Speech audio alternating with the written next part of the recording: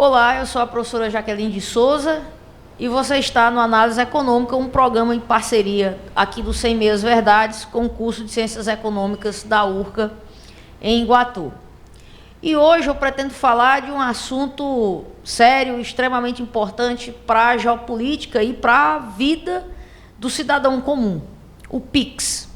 Por que que o PIX incomoda tanto os Estados Unidos, né? O que é, em primeiro lugar, o que é o PIX? O PIX é uma criação do Banco Central Brasileiro, que é um sistema de pagamento instantâneo, que foi criado para facilitar as transações econômicas, né?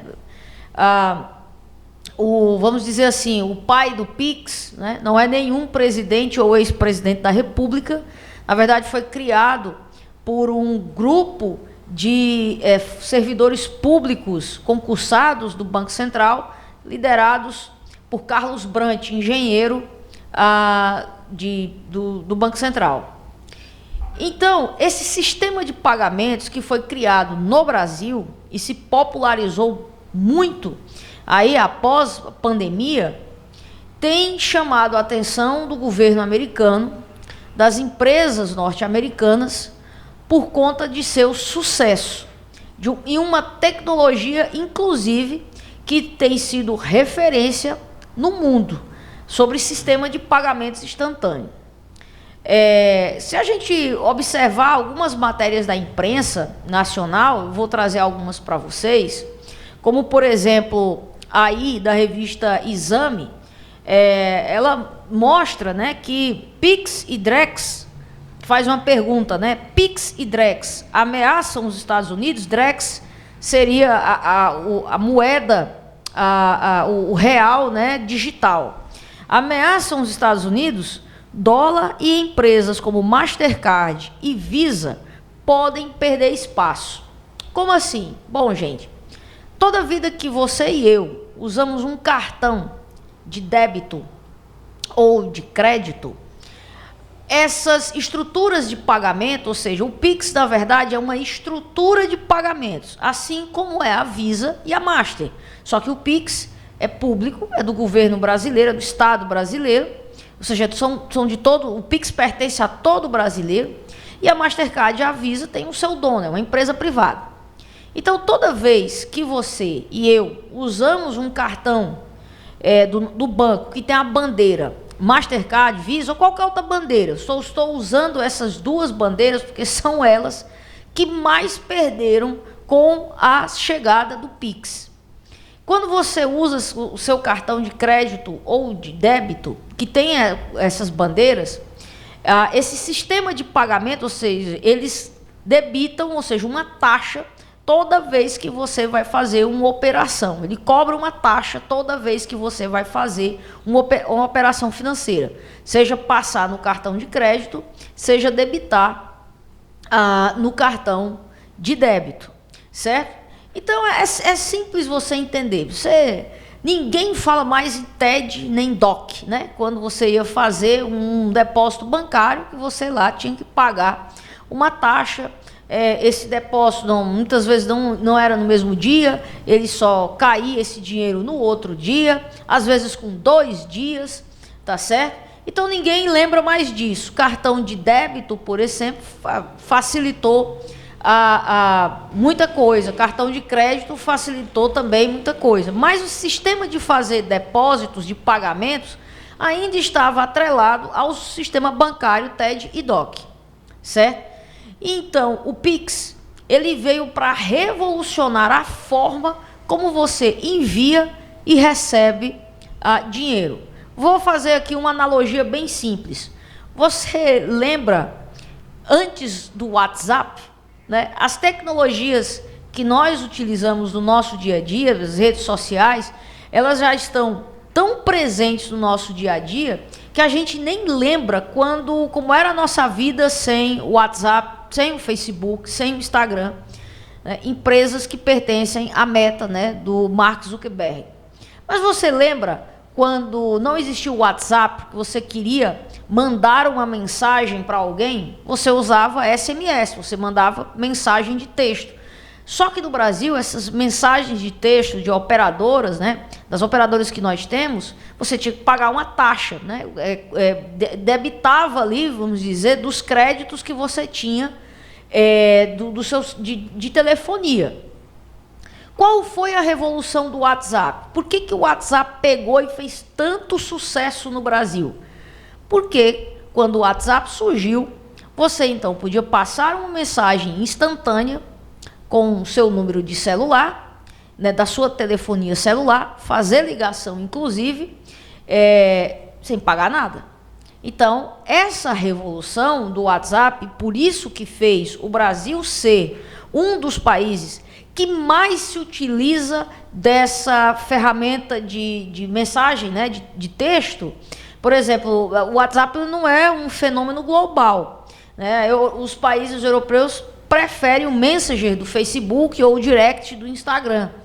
Mas o Brasil, realmente, o WhatsApp é um dos países que mais se utiliza o WhatsApp no mundo. Inclusive, tem pessoas, né, que têm mais de 2 ou 3 contas de WhatsApp. Porque, às vezes, a pessoa tem ali um número profissional e um número pessoal, né? Isso é um fenômeno que existe no Brasil.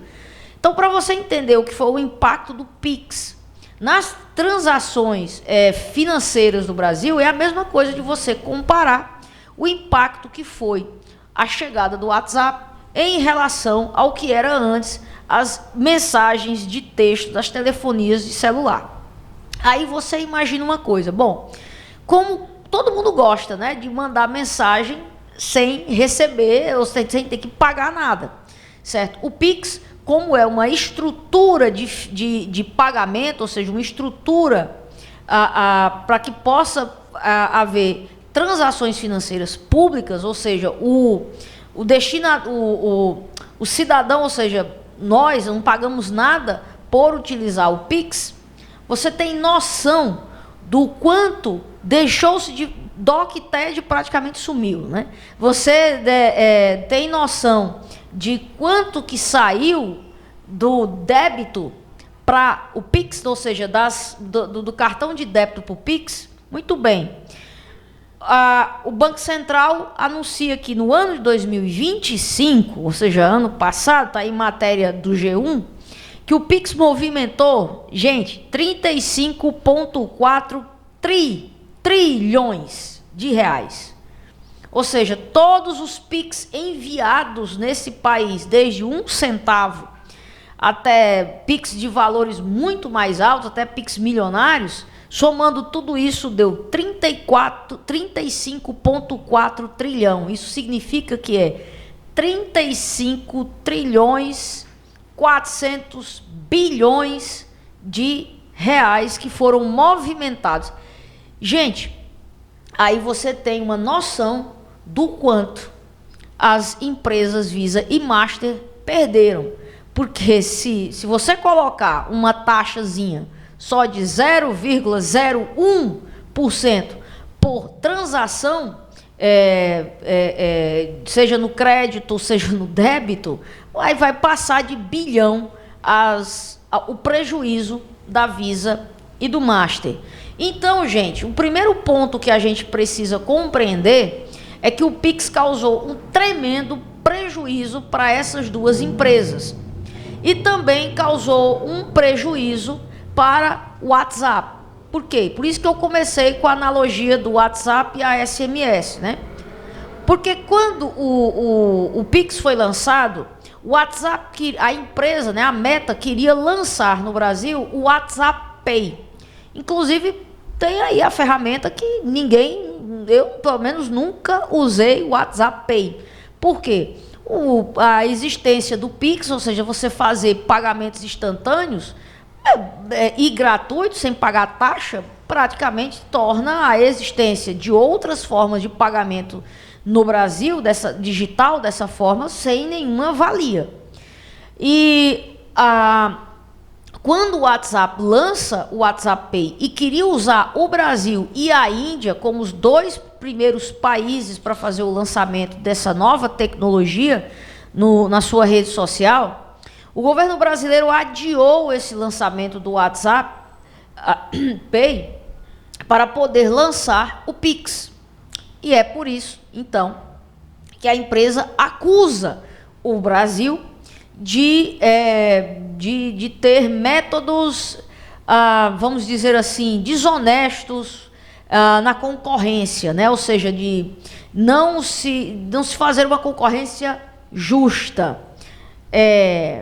Bom, mas quem são os Estados Unidos para fazer isso, se é uma nação que desde a sua fundação, muito diferente do que é falado, propagado no discurso, né? Ou seja, do laissez-faire, ou laissez-faire em francês é deixar e fazer, deixar e passar, ou seja, do livre comércio, da livre concorrência. Os Estados Unidos não se tornou a potência que ela é hoje dessa forma. Os Estados Unidos se tornou a potência que ela é hoje com protecionismo, e um dos pais fundadores, o Alexander Hamilton, foi um dos que mais estabeleceu barreiras tarifárias para a entrada, à época, né, de produtos ingleses, isso lá no início do século XIX, fim do XVIII, início do XIX, o que foi extremamente importante, ou seja, a base para o desenvolvimento industrial dos Estados Unidos. Inclusive, o Hamilton inspirou um economista alemão chamado Friedrich List, um livro clássico, Economia Política Nacional, a escrever uma coisa muito simples, que a indústria é como uma criança, é como nós, é como a vida humana. Quando criança, porque não está na sua potencialidade, precisa ser protegida. Quando adulto, um adulto protegido, então ele também não desenvolve sua potencialidade. Então, quando adulto, tem que deixar livre, deixar se desenvolver.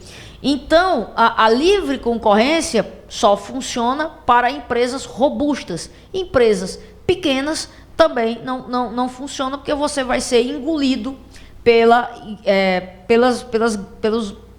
pelos grandes capitalistas. Então, a lógica que foi usada no Brasil foi de proteção ao país, ao sistema financeiro nacional, tudo que os Estados Unidos sempre fizeram. E não foi no governo do atual presidente, foi no governo do presidente anterior, cujo o presidente atual, Donald Trump, parece estar mais alinhado com o seu filho candidato à República, ou seja, não tem, para que vocês possam perceber que quando se trata de defender os assuntos internos dos seus países, não existe ideologia, tá? Porque eu gosto de dizer o seguinte: dinheiro não tem ideologia, dinheiro tem dono. E se você não tiver, alguém vai ter. Ou seja, se você não for dono de uma parte desse dinheiro, alguém vai ser. Então, é preciso entender esse surgimento do Pix para entender toda essa confusão. Por isso, a Meta entrou na justiça contra o Brasil, contra práticas desonestas no comércio, né? E parte do documento que foi usado para justificar as novas tarifas impostas para o Brasil veio da defesa da Meta contra o governo brasileiro, para você entender os bilhões, ou seja, quais são os interesses financeiros por trás de tudo isso. Aí, além disso, para complicar ainda mais, né, o Brasil ele exportou a tecnologia do Pix para o BRICS. Isso mesmo. O BRICS criou o BRICS Pay, o sistema de pagamento do BRICS, que você, inclusive, né, já pode até baixar aí no Google Play do seu celular. Você já pode baixar o BRICS Pay, que ele é uma plataforma de pagamento instantâneo entre os países membros do BRICS, que é baseado no Pix brasileiro. Certo, gente? Então, isso já é visto como uma ameaça para o sistema financeiro norte-americano, ou seja, isso pode ameaçar o sistema SWIFT. O sistema SWIFT é o sistema que interliga todo o sistema bancário que tem parceria com os Estados Unidos. Então, é como se você... o BRICS Pay, gente, é como se... Ele permite você fazer transações internacionais sem passar pelo controle dos Estados Unidos, ou seja, sem passar pelo sistema SWIFT, ou seja, pelo controle americano. E por que isso é um problema para a hegemonia norte-americana, para o império norte-americano, que já está há muitos anos dando sinal de decadência, e o Trump aparenta ser um catalisador, ou seja, acelerar esse processo de decadência do Império Americano. Porque quando os Estados Unidos constituem seu império, depois da Segunda Guerra Mundial, eles aprenderam algo com os seus, vamos dizer assim, sua pátria-mãe, a Inglaterra. O Império Britânico foi conhecido como o império cujo sol nunca se punha, porque o Canadá, tá aí uma das sedes da Copa do Mundo, tá certo? Foi colônia britânica. A Índia, do outro lado do mundo, do Canadá, também foi uma colônia britânica. Então, quando o sol se punha de um lado, estava brilhando no outro, né? Então, eles aprenderam o seguinte, que o império territorial é muito custoso, manter o império desse jeito. Então, os Estados Unidos preferiram manter seu império através de ações militares pontuais, ou seja, nós vamos criar. Então, eles têm mais de 800 bases militares ao redor do mundo e só aciona seus militares quando necessário, e mesmo assim, os Estados Unidos ficaram desde 1945 para cá, menos de 10 anos sem nenhum conflito, certo? Fazem intervenções em países menores, como foi o caso do Brasil, né? A Operação Brother Sun, que foi decisiva para o golpe de 1964, que implantou no nosso país uma ditadura militar, e em outros, em N países latino-americanos, né? Então, ações militares pontuais dessa forma. E, na verdade, fazer com que o mundo seja dependente de suas estruturas. Então, nós somos brasileiros, mas o governo americano sabe todos os seus hábitos financeiros, porque você se utiliza da Visa e da Master, que são empresas americanas. E aí entra a outra questão da importância do prejuízo que o Pix está dando para a Visa e para a Master. Toda vez que você usa seu cartão de crédito ou débito, você deixa um rastro financeiro, porque fica lá registrado onde você comprou, quando você comprou, o quanto você pagou e seus hábitos financeiros. Além daquela taxazinha por operação financeira que elas estão perdendo, você deixa seus hábitos. Esses dados, eles são vendidos para empresas que trabalham, por exemplo, desde antifraude, ou seja, que pode relatar, olha, alguém clonou o seu cartão e porque tem um hábito financeiro que não é de acordo com o que você usa. Até vender para redes sociais e aparecer para você propagandas de acordo com seus hábitos financeiros, seus hábitos de compra. Então, todo brasileiro, basicamente o mundo que usa Visa e Master, os americanos, o governo americano tem acesso a informações de todo mundo que usa esses cartões. Isso significa, além da perda das taxas por operação financeira, perda de dados sobre hábitos do povo brasileiro em questão aí.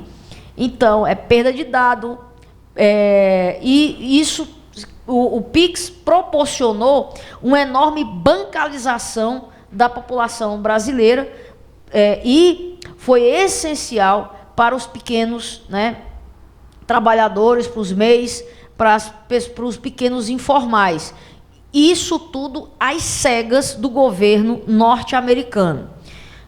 E isso, portanto, incomoda bastante, tá certo? E por que, então, tudo isso está interligado com, se você prestar atenção, os Estados Unidos fizeram o quê? Declararam PCC e Comando Vermelho organizações narcoterroristas e logo em seguida vem a taxação e a ameaça ao PIX. Essas duas coisas estão interligadas. Nessa matéria da Transparência Internacional, falando sobre a Operação Carbono Oculto, operação da Polícia Federal que investiga como fintechs, o mercado financeiro, tem sido utilizada para lavar dinheiro de organizações criminosas no Brasil, tá certo? Tudo isso vem se mostrando. Por que isso é importante? Bom, um detalhe, para que você possa compreender.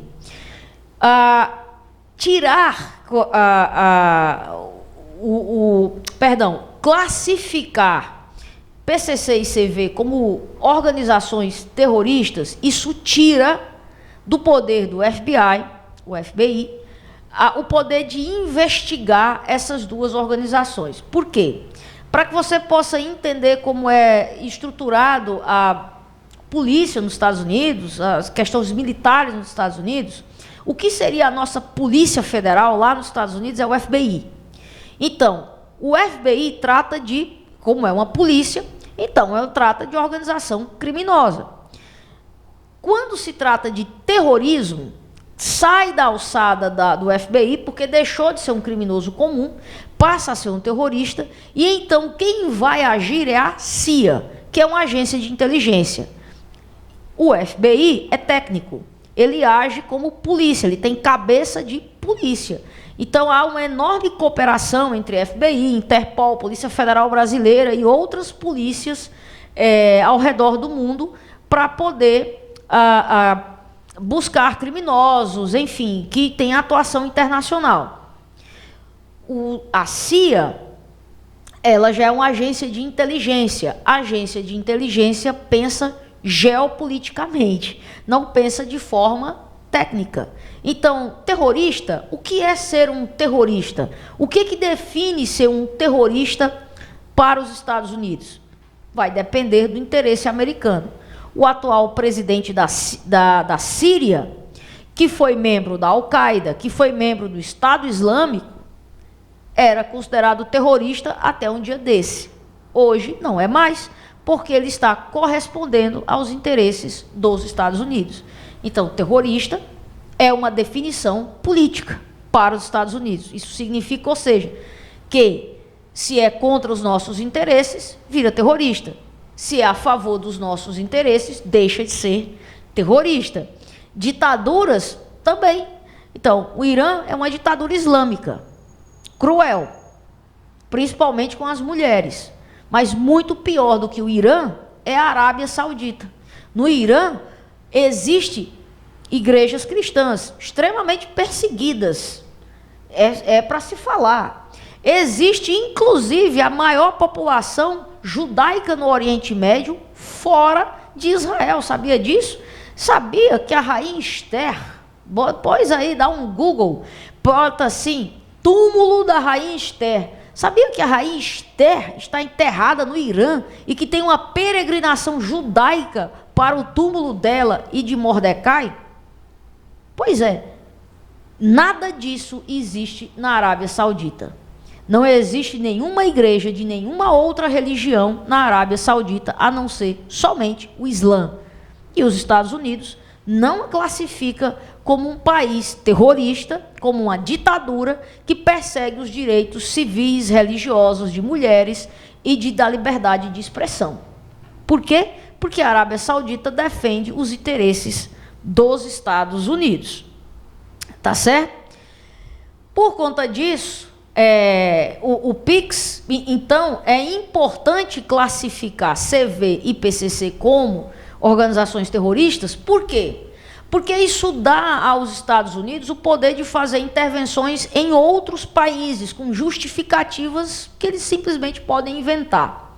Quem é um pouquinho mais velho aqui vai lembrar da época da Guerra do Iraque, lá 2001, 2002, por aí, que se falava em armas de destruição em massa. Vamos invadir o Iraque porque o Iraque tem armas de destruição em massa. Nunca, jamais foi provado que o Iraque tivesse essa potência bélica. Inclusive, o SEAL, né, que é as forças especiais lá da Marinha norte-americana, o Scott Ritter, que fez o relatório dizendo aqui não tem nada, hoje é um grande analista de geopolítica, né, que vem comentando e criticando bastante o governo Trump e revelando como os Estados Unidos simplesmente inventam as coisas. Então, gente, o que os Estados Unidos podem inventar? Os Estados Unidos podem inventar e dizer o seguinte: olha, eu vou proibir que o banco tal, que existe no Brasil, pare de fazer operações nos Estados Unidos, ou seja, tire esse banco do sistema SWIFT, porque ele está sendo usado via Pix pelas organizações criminosas fazendo suas transações comerciais criminosas. Eles simplesmente podem inventar isso. E, da mesma forma que eles inventaram que o Iraque tinha armas de destruição em massa e invadiram um país, eles podem fazer isso com o Brasil. Vão fazer? Acredito que não. Não, o Brasil não é o Iraque, mas, né, tudo é possível, certo? E a Meta, inclusive, que fala em concorrência desleal, também tem sido desleal com o Brasil. Nessa matéria do Poder 360 diz que a Meta lucrou com anúncios enganosos sobre taxa do Pix.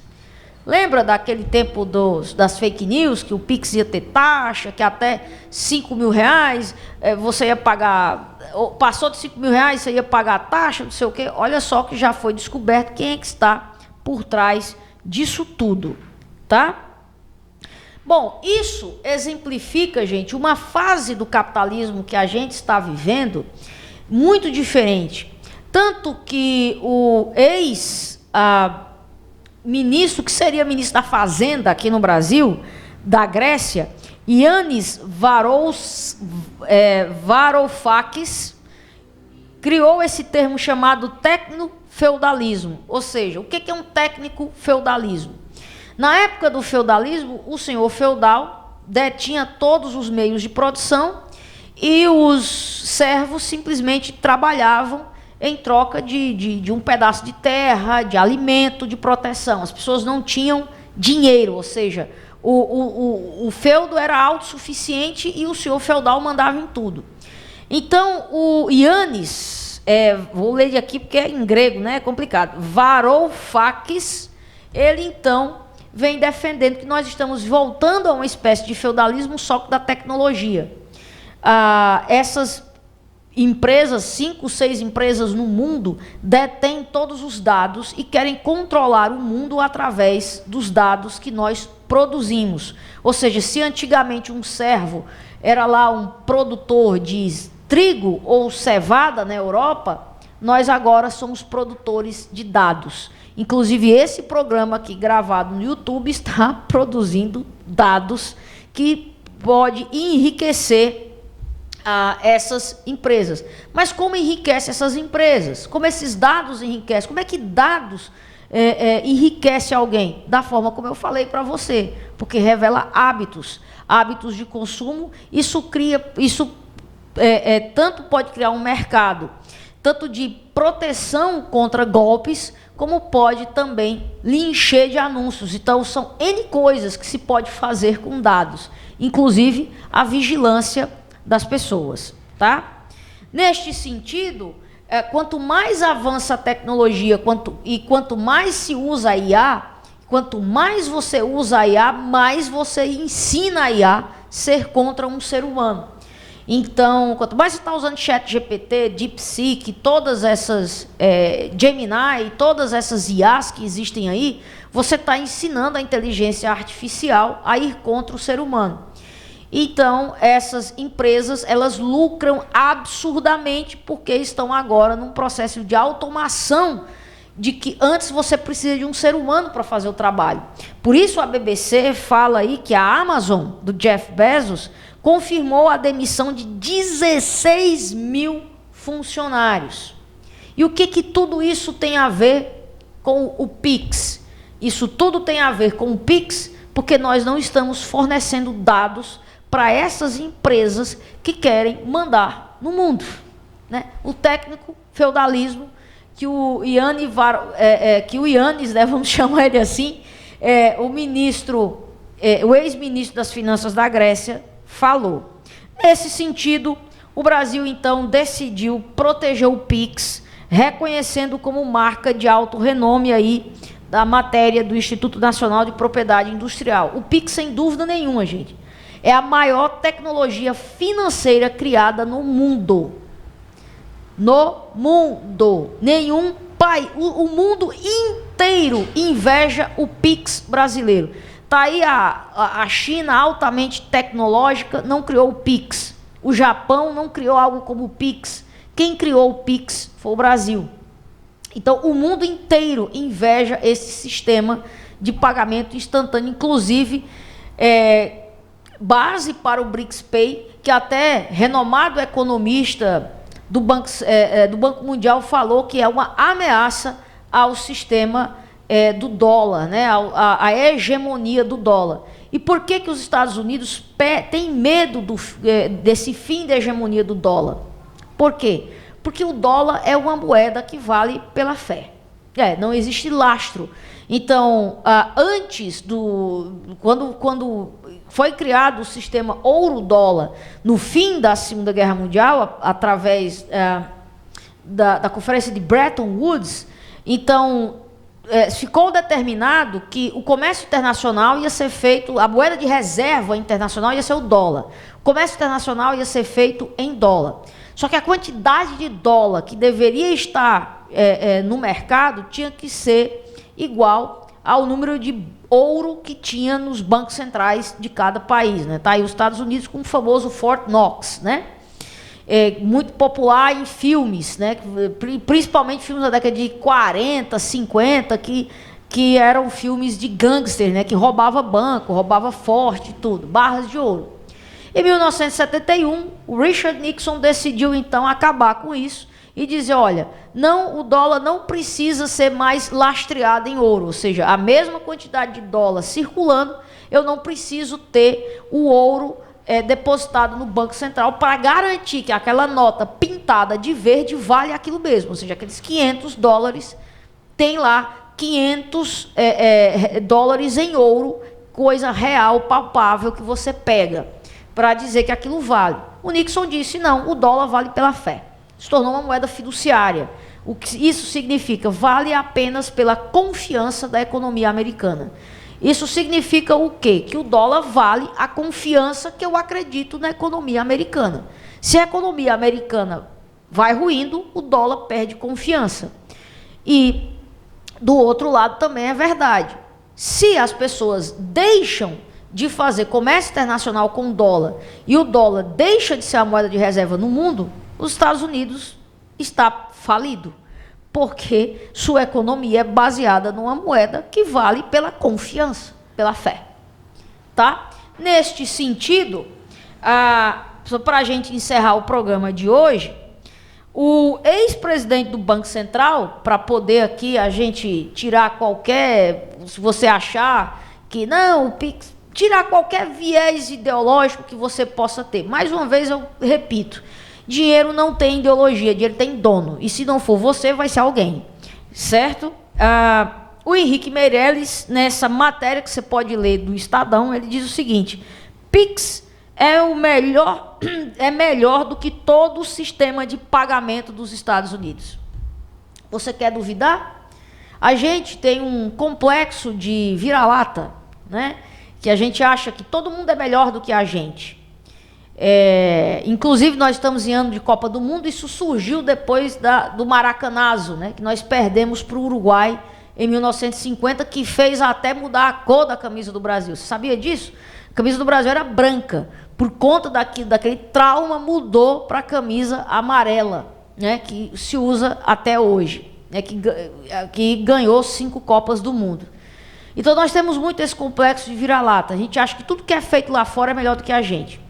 Pois você acredita que uma das formas mais populares de fazer pagamentos nos Estados Unidos é cheque? O cara assina um cheque e manda para o correio.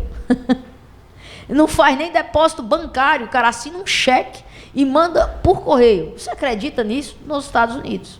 E é cultural. E o nosso sistema de pagamento, como diz o Henrique Meirelles, é muito superior ao sistema de pagamento do Império Norte-Americano, o império que está ruindo. Então, nesse tempo de Copa do Mundo, né, se torna patriotismo fazer mais Pix do que usar o cartão de débito da Visa e do Master. Então, nessa estreia do Brasil hoje, vamos torcer muito para o Brasil, mas também contribuir com a economia do nosso país. Então, até a próxima semana e vamos torcer pelo Brasil. Com Neymar ou sem Neymar?